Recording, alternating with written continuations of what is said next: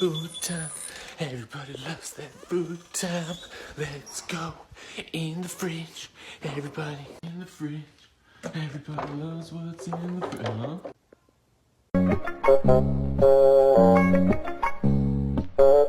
Huh?